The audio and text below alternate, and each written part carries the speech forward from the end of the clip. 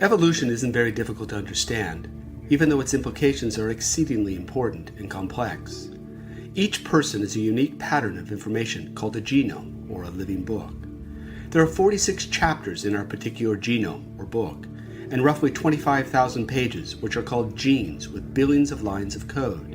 This code is written within molecules, or very small bits of material, called DNA, deoxyribonucleic acid, and is comprised of only 4 distinct nucleotides, or letters, which can be remembered by the simple acronym CTAG. They get bound together in 2 long curved spaces known as a double helix, which is a model that was first discovered by James Watson and Francis Crick back in 1953, for which they won the Nobel Prize. How did I become me? In other words, why is my book of unique information written and shaped the way it is?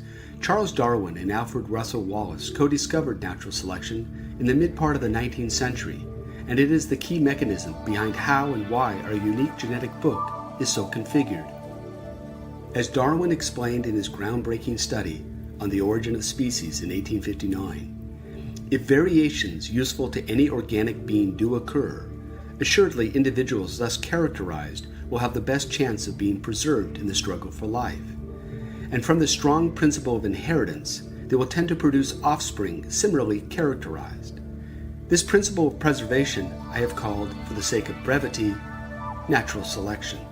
Perhaps the simplest way to understand the mechanism of evolution is by the acronym V.I.S.I.T.E.D. V for variation, which can occur from sexual selection and genetic mutation, etc.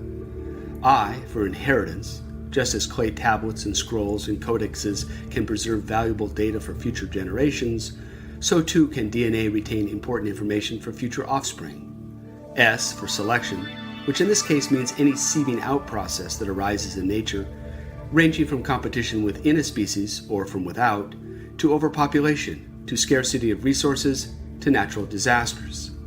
The second I simply means including, indicating that the previous 3 factors must combine with T, which stands for time. Evolution needs a period of time in order to work, and we have this in abundance given that our known universe is 13.8 billion years old, and our planet Earth is nearly 5 billion years old.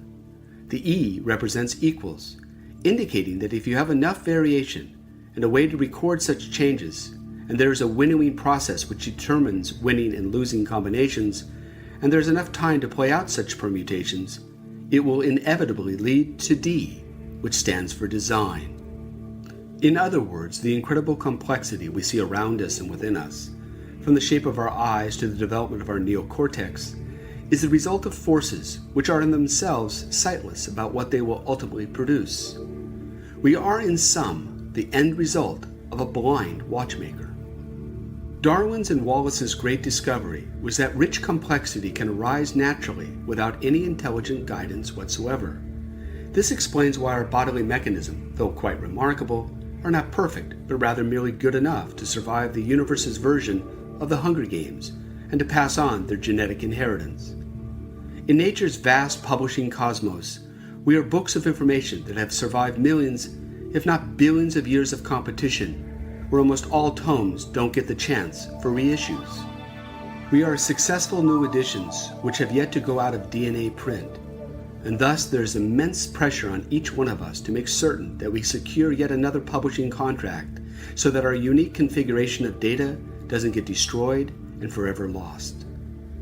Perhaps it can be crudely summarized this way: be mated or be dated.